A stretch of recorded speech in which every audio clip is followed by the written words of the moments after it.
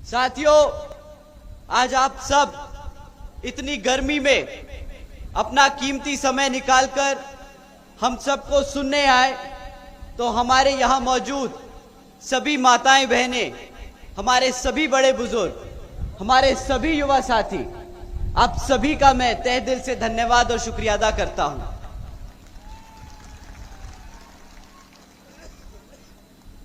आज मंच पर मौजूद सभी पदाधिकारी, सभी नेतागण, आप सब ने जो इतनी मेहनत करके आज की सभा को सफल बनाने में काम किया, आप सभी को भी मैं तहे दिल से धन्यवाद करता हूं।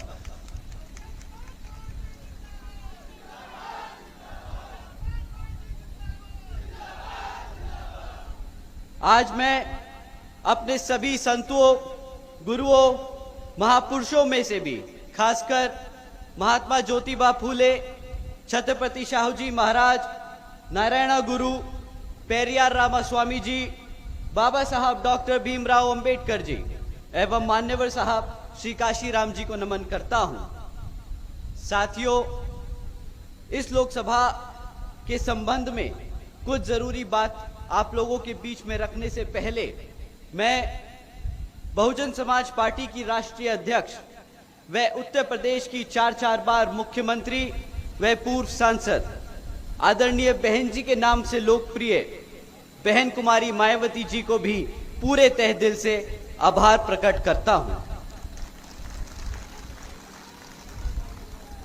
जिन्होंने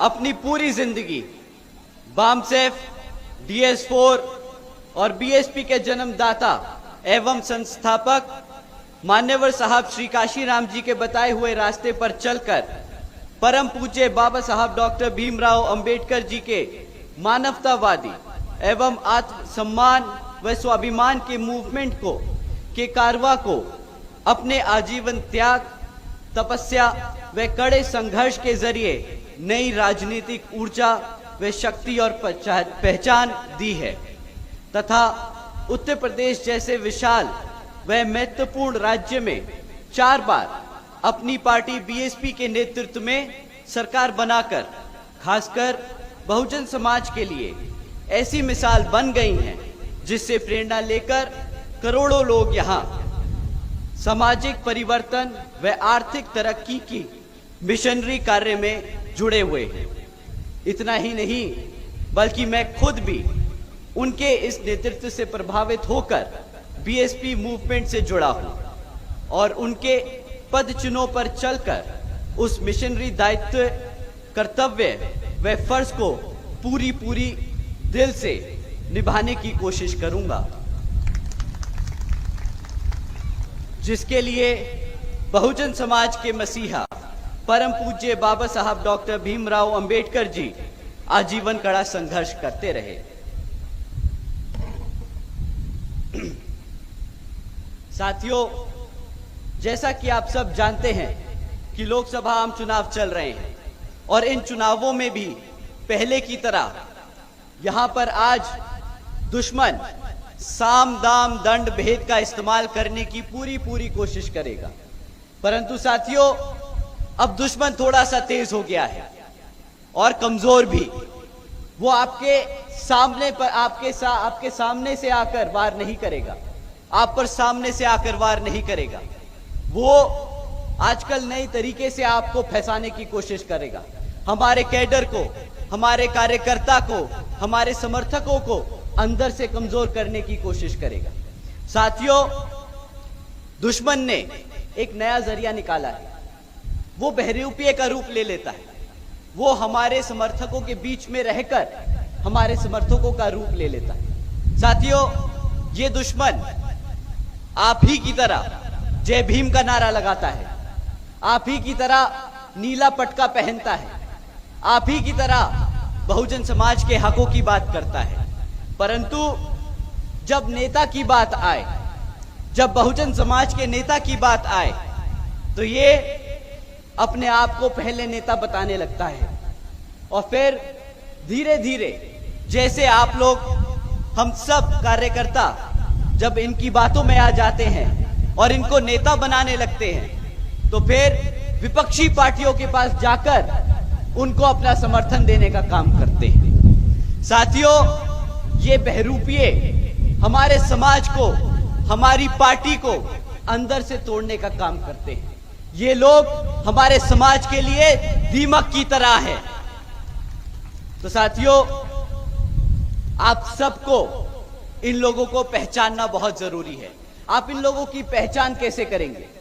साथियों, जैसे ही कोई भी अपने आप को नेता बताए और अपनी बहन जी को छोड़कर, अपनी बहुजन समाज पार्टी को छोड़कर किसी और को वोट डालने को बोले, तो आप समझ जाइएगा साथियों कि आप दुश्मन से बात कर रहे हैं और ऐसे दुश्मनों को आपको पता है क्या जवाब देना है।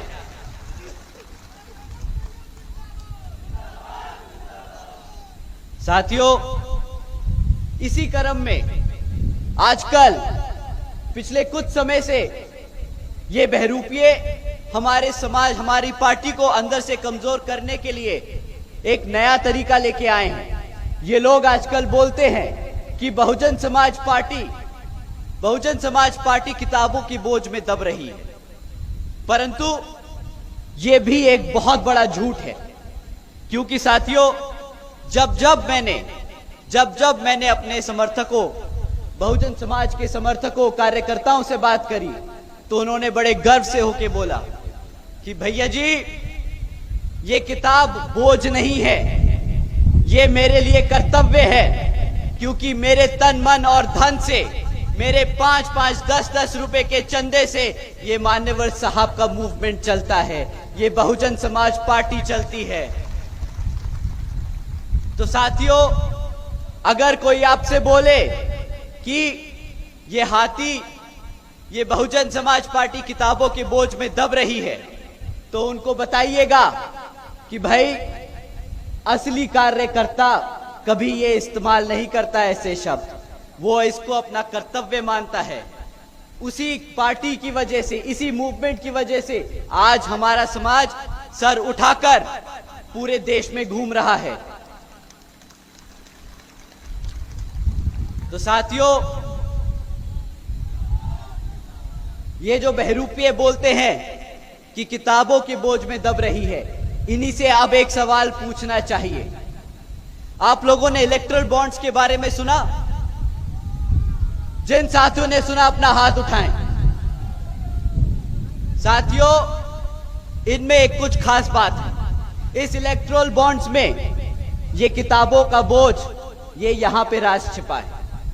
आप जानते हैं, इलेक्ट्रल बॉन्ड्स के द्वारा पिछले 6 सालों में 25 राजनीतिक दलों ने 16,500 करोड़ रुपए बड़ी बड़ी कंपनियों से, धरना सेठों से चंदा लिया। परंतु इन 25 राजनीतिक दलों में सब पार्टियों के नाम आए, बीजेपी, कांग्रेस, समाजवादी पार्टी, आम आदमी पार्टी, इन सब के नाम थे। परंतु एक राष्ट्रीय दल का इसमें नाम नहीं था। क्या आप जानते हैं कौन सी पार्टी ने किसी भी धरना सेठ से पैसा नहीं लिया? एक बार ये उन बहरूपियों के लिए बता दीजिए कि जो बोलते हैं हाथी किताबों के बोझ में दब रहा है, कौन सी पार्टी ने 1 रुपया नहीं लिया चंदे में कॉर्पोरेट से? बहुजन समाज पार्टी। साथियों, सही कहा। साथियों, बीएसपी केवल यहां उत्तर प्रदेश में नहीं बल्कि पूरे देश में बड़े बड़े पूंजीपतियों व धरना सेठों के धन बल से नहीं बल्कि अपने कार्यकर्ता के तन मन और धन के सहाय से, सहयोग से ही अकेले अपने बलबूते पर यहां पर और यहां के साथ साथ पूरे देश में चुनाव लड़ती आई है और आगे भी लड़ती रहेगी। तो साथियों, मैं ये मौका लेता हूं, मैं इस मौके पे हमारे सभी सच्चे कार्यकर्ताओं का दिल से धन्यवाद करता हूं, जो अपनी मेहनत की कमाई का 5 रुपया, 10 रुपया, 20 रुपया, 100 रुपया अपने महीने की कमाई से निकालकर इस बहुजन समाज को चलाने का काम कर रहे हैं। आप सभी को मैं तहे दिल से धन्यवाद करता हूं। साथियों, जैसा कि आप जानते हैं, लोकसभा आम चुनाव चल रहे हैं और बहुजन समाज की पार्टी की तरह ही और भी पार्टियां आप लोगों के बीच में आकर आपसे वोट मांगने का काम करेंगे। परंतु साथियों, जैसा कि आप जानते हैं कि हम कभी भी वोट मांगते वक्त कोई मैनिफेस्टो जारी नहीं करते। बहुजन समाज पार्टी ने आज तक एक बार भी मैनिफेस्टो जारी नहीं किया, क्योंकि बहन जी का सख्त आदेश है कि हम अपने समाज में, अपने वोटर्स के बीच में अपना काम लेके जाएंगे। अगर उत्तर प्रदेश की जनता ने हमें मौका दिया सत्ता में बैठने का, तो हमने क्या काम किए वो आपको जाकर बताना है और उसी काम के आधार पर आप वोट मांगेंगे। तो साथियों, आज इस जनसभा में मैं आप सभी का समय लेते हुए बहन जी के काम, जो बहुजन समाज पार्टी ने 4 बार अपने शासनकाल में यहां सरकार चलाई, वो काम आप लोगों के बीच में रखूंगा। परंतु उससे पहले यहां पर जो विपक्षी पार्टियां हैं, बीजेपी, कांग्रेस, समाजवादी पार्टियां, ये जो आप लोगों के बीच में आएंगी, इनसे आपको सवाल करना है, क्योंकि ये फिर से आपके बीच में एक मैनिफेस्टो लेकर आएंगी। अगले 5 साल 10 साल के वादे लेकर आएगी और आपको अब अगले 5 साल और 10 साल के वादे नहीं सुनने, अब आपको इनसे पिछले 5 से 10 साल का रिकॉर्ड मांगना है कि पिछले 10 साल में तुम्हें अगर भारत की सत्ता में बिठा कर रखा इस भारत की जनता ने, तो तुमने हमारे समाज के लिए क्या काम किया। तो साथियों, इस बार जब ये वोट मांगने आए, तो आप सबको इनसे सिर्फ 3 चीजों पे सवाल उठाने हैं, सिर्फ 3 चीजों पे। इलेक्शन कमीशन हमें मना करता है कि आप जाति धर्म के आधार पर वोट नहीं मांगेंगे। तो मैं आप लोगों से 3 मुद्दों के बारे में बात करूंगा, क्योंकि इलेक्शन कमीशन शायद बहुजन समाज पार्टी पे तो रूल अप्लाई करता है, पर हमारी भारतीय जनता पार्टी पर रूल अप्लाई नहीं करता।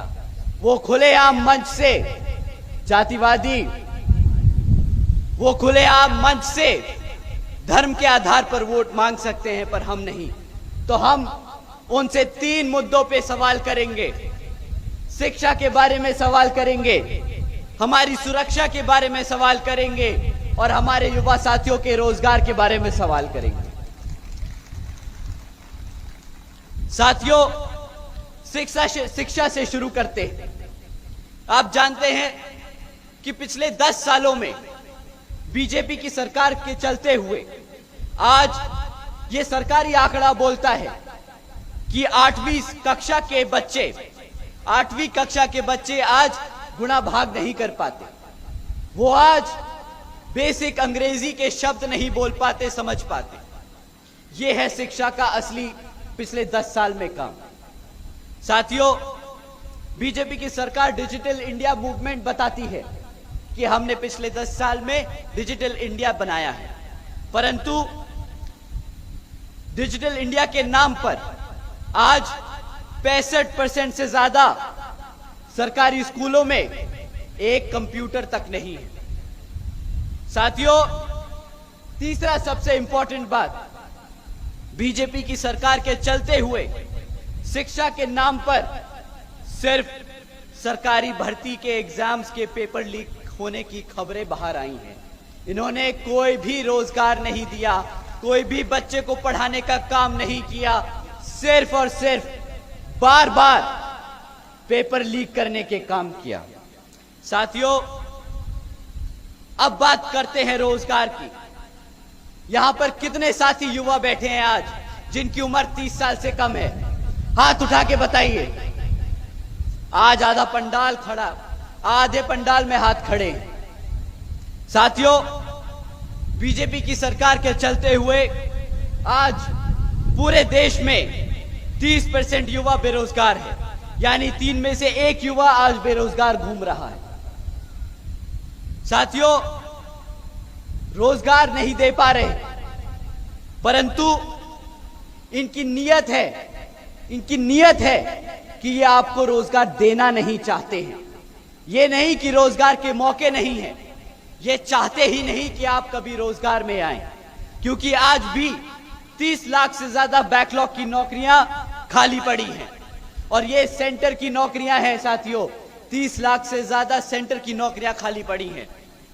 अगर हम बीजेपी की सरकार जिन जिन राज्यों में चल रही है वहां की बैकलॉग की नौकरियों का हिसाब लगाएं तो ये 50 लाख से ज्यादा है साथियों। 50 लाख से ज्यादा नौकरियां जो ये भाजपा की सरकार आपको देने से मना करती है, इनकार करती है, आपको अपने पैरों पर ना खड़े होने का जरिया ढूंढती है।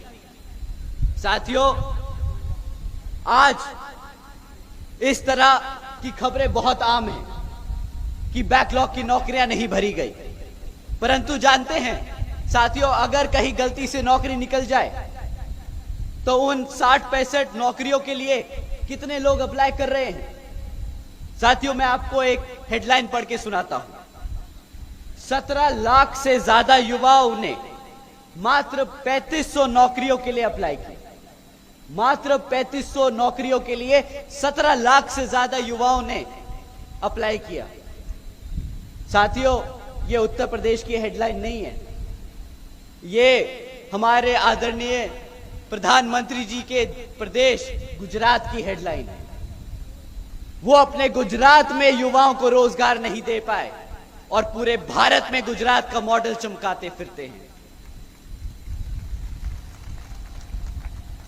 साथियों, इन सबसे भी ज्यादा दुखद बात यह है कि अगर हम सरकारी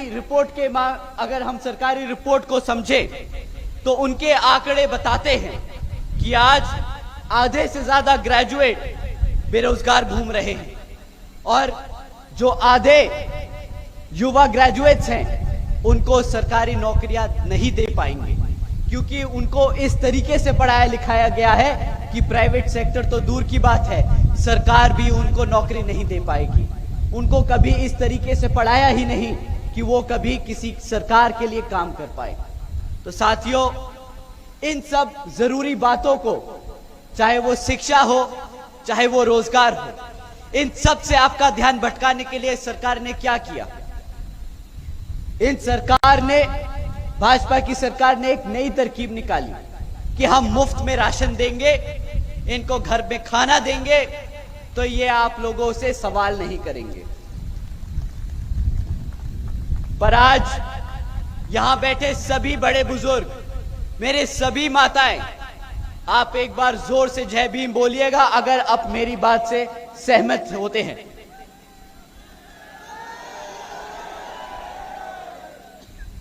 सवाल तो कर लूं मेरे भाई। अगर मेरे बड़े बुजुर्ग, मेरी माताएं इस बात से सहमत हैं कि इस सरकार ने हमारे युवा साथियों को, हमारे बच्चों को अगर पढ़ने लिखने से दूर रखा है, अगर रोजगार से दूर रखा है, तो उसने आने वाले समाज में, हमारे समाज को, आने वाली पीढ़ी को खत्म करने का काम किया है। अगर आप इस बात से सहमत हैं तो एक बार जरूर से जय भीम बोलिए। साथियों, जो सरकार आपके भविष्य को खत्म करने का काम कर रही है, उससे बड़ा देशद्रोही कोई हो सकता है कि नहीं, बताइए। साथियों, इन देशद्रोहियों ने पता है क्या किया? इन्होंने बोला कि अगर ये लोग हमसे सवाल करेंगे रोजगार पे, शिक्षा पे, तो हमारी सत्ता खतरे में आ जाएगी, तो इनको हम फ्री में राशन देंगे। और ये बड़े चौड़ के बोलते हैं, मंच से बड़े चौड़ के बोलते हैं कि हमने 80 करोड़ भारत की जनता को मुफ्त में राशन देने का काम किया है। इन मूर्खों से कोई पूछे कि अगर 140 करोड़ की भारत की जनता में से अगर तुमने 80 करोड़ जनता को भिखारी बना दिया, तो कहां से तुम $5 ट्रिलियन की इकोनॉमी बनाने की बात करते हो?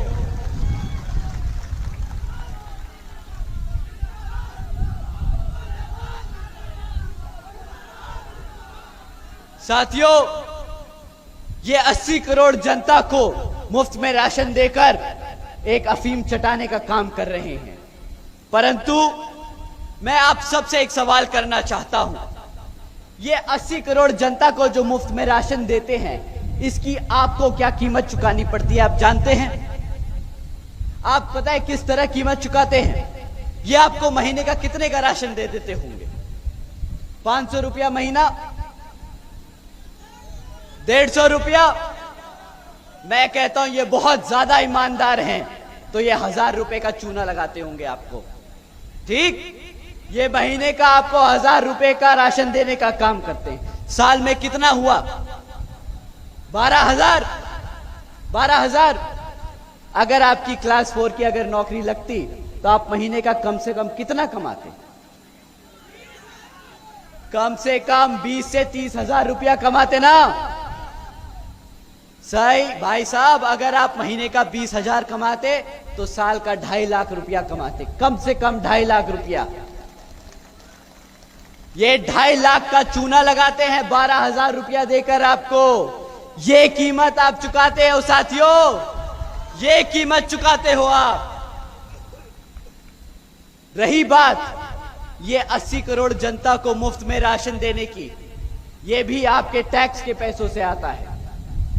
आपको पता है कि कितना टैक्स का पैसा इस 80 करोड़ जनता को मुफ्त में राशन देने में खर्चा जाता है? भारत की जनता 2 लाख करोड़ रुपया मुफ्त में राशन बांटने का काम कर रही है। 2 लाख करोड़ रुपया टैक्स का पैसा कटता है जो इस फ्री राशन में जाता है। साथियों, मैं अपने सभी कार्यकर्ता, सभी वर्करों से दरख्वास्त करूंगा कि उनके जितने भी आपके जितने भी साथी हैं रोजगार में, जिनकी भी सरकारी नौकरियां तक लगी हुई हैं, आप उनसे सवाल जरूर कीजिएगा कि अगर तुम्हारी तनख्वाह टैक्स कट कर मिलती है तुम्हें, तो वो टैक्स का पैसे से आप लोग क्या उम्मीद करते हो कि सरकारी अस्पताल मिलेंगे? बताइए साथियों, सरकारी अस्पताल मिले उस टैक्स के पैसे से? सरकारी स्कूल मिले? जब वो टैक्स के पैसे से ना सरकारी स्कूल मिल सका, ना अस्पताल मिल सका, ना सड़कें मिल सकी, ना बिजली मिल सकी, ना साफ पानी मिल सका, ना सुरक्षा मिल सकी, तो वो टैक्स का पैसा सिर्फ राशन बांटने में उड़ा दिया क्या आपने? साथियों, आपको इनसे सवाल करना होगा इस बारी कि बहुत बेवकूफ बना लिया तुमने, बहुत चूना लगा लिया। ये गुजरात का मॉडल ये गुजराती लोग ही रखे अपने पास, अपने यूपी में नहीं चलता ये गुजरात का मॉडल। साथियों, जब ये 2014 में आपसे वोट मांगने आए थे तो इन्होंने क्या बोला था कि हम महंगाई कम करेंगे। महंगाई कम करने के नाम पे आज इन्होंने क्या काम करके दिखाया है, ये भी आप सवाल कीजिएगा इनसे। साथियों, आप आजकल पेट्रोल का क्या दाम चुका रहे हैं बताइए? 100 रुपया। आज से 10 साल पहले क्या पेट्रोल का दाम था बताइए? 55, 60 रुपया, 45 रुपया। तो 10 साल में क्या आपने क्या इनको सत्ता में इसलिए बिठाया था कि पेट्रोल का दाम 100 रुपये भाग जाए? ऐसे ही कम करी इन्होंने महंगाई आपकी। गैस के सिलेंडर का दाम क्या था साथियों? 400 रुपया। आज क्या चुका रहे हो गैस के सिलेंडर के लिए? 1100 रुपया। अब यही इनसे बोलिएगा कि भाई अगर इतनी ही महंगाई कम करनी थी तो भाई तुम गुजरात ही बैठो, हमारी बहन जी यहां पर महंगाई कम करने के लिए खुद काम कर सकती हैं। साथियों, ये झूठ बोलने के अलावा बहुत अच्छी एक्टिंग भी करते हैं। आपको ध्यान है 2014 में जब ये महंगाई के लिए ढिंडोरा पीट रहे थे तो किस तरह इन्होंने नाटक किया था? ये गैस का सिलेंडर लेके सड़क पर उतर गए थे और बोल रहे थे कि भाई हमारी गरीब जनता गैस का पैसा नहीं दे सकती। आज जब इनसे सवाल करते हैं कि भाई जब गैस का सिलेंडर 1100 रुपया भाग चुका है तो आपके पास क्या जवाब है? तो ये बोलते हैं कि हम सब्सिडी देंगे। जब भी कोई इलेक्शन आने वाला होता है तो ये सब्सिडी देते हैं, परंतु सब्सिडी के नाम पे भी कितना सब्सिडी देते हैं? 5 रुपया 10 रुपया गैस सिलेंडर पे दे देते हैं। इनसे अगली बार बोलिएगा भाई साहब ये 5-10 रुपया मेरी जेब से तुम रखो और ये गद्दी खाली करो। नहीं चाहिए ऐसी सब्सिडी, नहीं चाहिए ऐसी सरकार।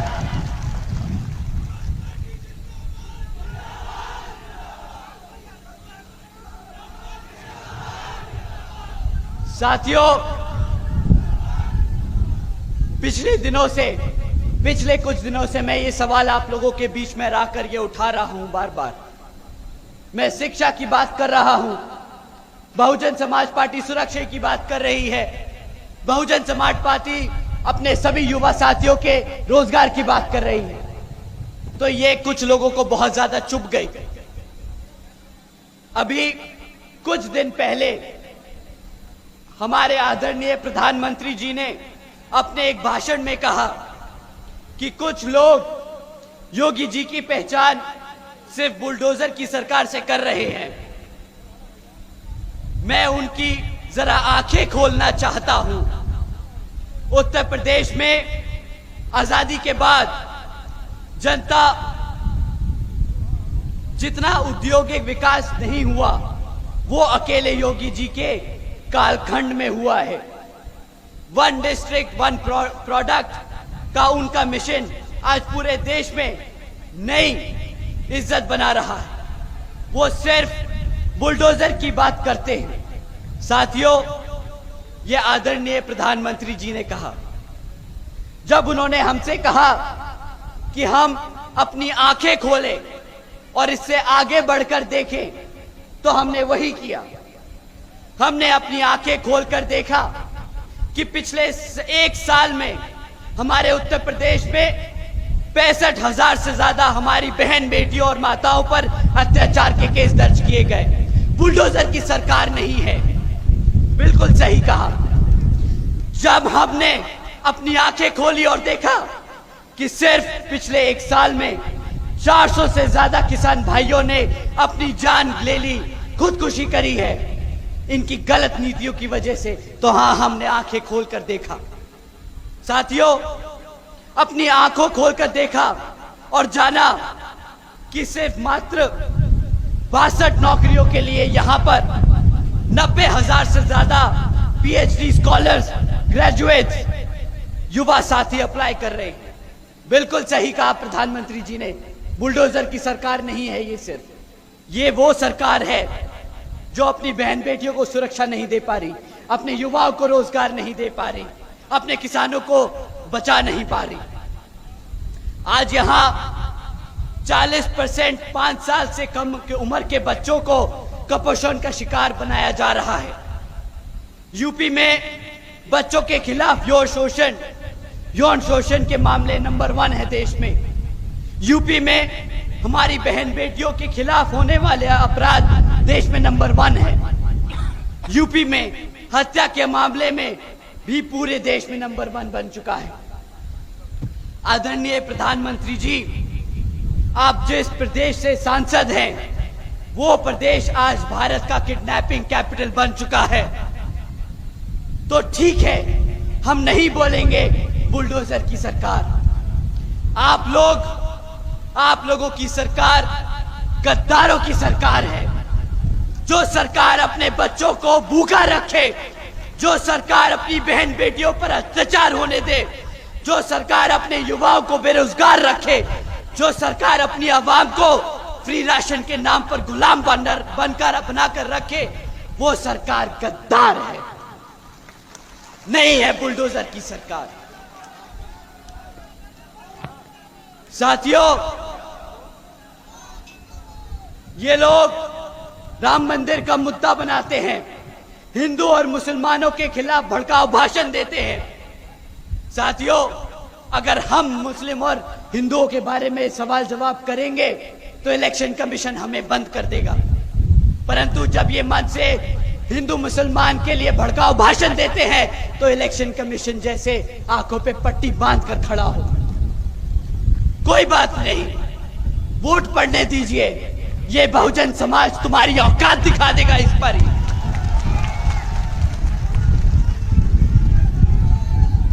ये राम मंदिर का क्रेडिट लेते हैं।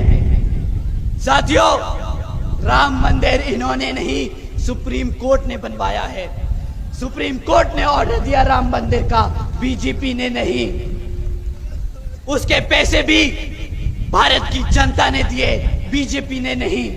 इनसे सवाल करिए कि तुम किस बात का राम मंदिर का क्रेडिट मांगते हो। ये इतने घमंडी हैं, ये बोलते हैं हम लेके आए राम लल्ला को अयोध्या। अबे तुम होते कौन हो राम को भारत में धरती पे लाने वाले? वो भगवान है, भगवान। तुम इंसान हो, अपनी औकात मत भूलना। साथियों, रही बात इनके गंदे घटिया तरीकों से इलेक्शन लड़ने की, पर मुद्दा आपका रोजगार का है। साथियों, इन्होंने वादा किया था सालाना 2 करोड़ नौकरी देने का, ना मिली युवाओं को 2 करोड़ नौकरियां। उसके बदले क्या दिया? अग्निवीर की योजना, 4 साल का रोजगार, फिर बेरोजगार घूमना, यह दिया उन्होंने। साथियों, इन्होंने आपसे आपकी शिक्षा छीनी, इन्होंने आपसे आपका रोजगार छीना। आप जानते हैं ये जातिवादी लोग सोचते क्या है? इन्होंने आपसे आपका रिजर्वेशन छीनने की कोशिश की है। जब आप पढ़ोगे नहीं तो आपको नौकरियां नहीं मिलेंगी, आपको नौकरी नहीं मिलेगी तो आपको रिजर्वेशन की सुविधा नहीं मिलेगी। साथियों, इन्होंने बहुत सोची समझी चाल चली है। साथियों, आपका रिजर्वेशन खत्म किया है, परंतु ये लोग वादा भी किया था इन लोगों ने कि इस भारत के हर एक व्यक्ति को 15 लाख रुपए देने का काम करेंगे, बाहर से काला धन लेके आएंगे। बाहर से काला धन तो आया नहीं, पर प्रधानमंत्री जी पूरा दुनिया तो घूम लिए। अब किस किस को लेकर घूमे हैं और किस किस का बाहर काला धन ठिकाना लगवाया है, वो अब सवाल करने का समय आ गया है।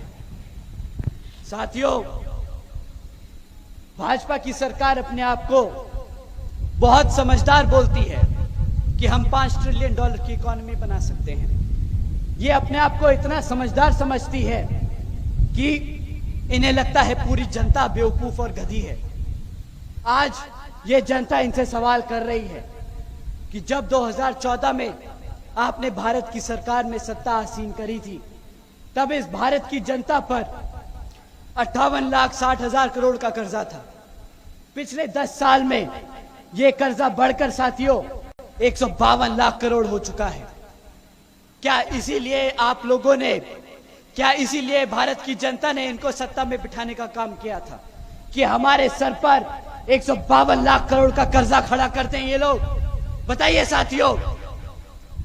आप जानते हैं साथियों, आज हम हर साल सिर्फ 10 लाख करोड़ रुपए उस कर्जे का ब्याज चुकाने में खर्च देते हैं। ये आपका टैक्स का पैसा है, ये आपका टैक्स का पैसा है जो ये सरकार ब्याज उतारने में लगा रही है। साथियों, अगर ये लोग इसी को गुजरात मॉडल कहते हैं तो नहीं चाहिए गुजरात मॉडल। आप एक बार बता दीजिए, क्या ऐसा गुजरात मॉडल आप लोगों को चाहिए क्या?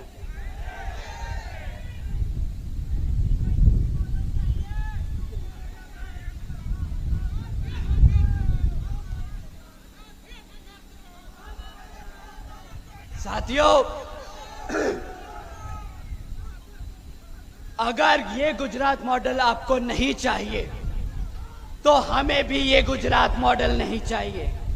हम इनको बोलते हैं, अरे नहीं चाहिए आपका गुजरात मॉडल। साल का 12,000 रुपये का राशन देकर 2.5 लाख का चूना लगाते हो। 2 करोड़ नौकरियों के नाम पर हमें पकौड़े तलने को रोजगार बोलते हो। महंगाई के नाम पर सब्सिडी देते हो। भाई साहब, नहीं चाहिए गुजरात मॉडल। वापस जाओ गुजरात, छोड़ दो भारत की गद्दी। साथियों, मैंने आपका बहुत सारा समय इनकी विफलताओं पे लगा दिया, पर और नहीं। आपके बीच में और भी लोग आपके बीच में वोट मांगने आएंगे। इसमें से एक लाल टोपी वाले भी हैं। लाल टोपी वाले हैं, आप जानते हैं उनको? जानते तो जरूर होंगे। 2012 में वो लाल टोपी पहनकर अपनी साइकिल पर बैठकर आप लोगों के बीच में आए थे। आप लोग भी मान गए, गलती तो हर किसी से होती है, हमसे भी हुई है, परंतु वो गलती हमें थोड़ी ज्यादा महंगी पड़ गई। वो आप अपनी टोपी पहनकर साइकिल पर बैठकर आपके बीच में आए, वादे किए, परंतु अब आप सभी ने, हमारे सभी युवा साथियों ने हमसे बोला कि भैया टोपी पहनकर आए थे और हमें ही टोपा पहनाकर चले गए, बहुत बड़े गद्दार निकले वो लोग।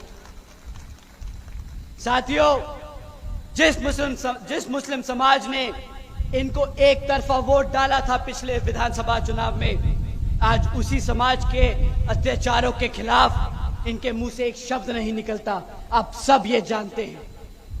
परंतु रिजर्वेशन इन प्रमोशन के खिलाफ लोकसभा में बिल को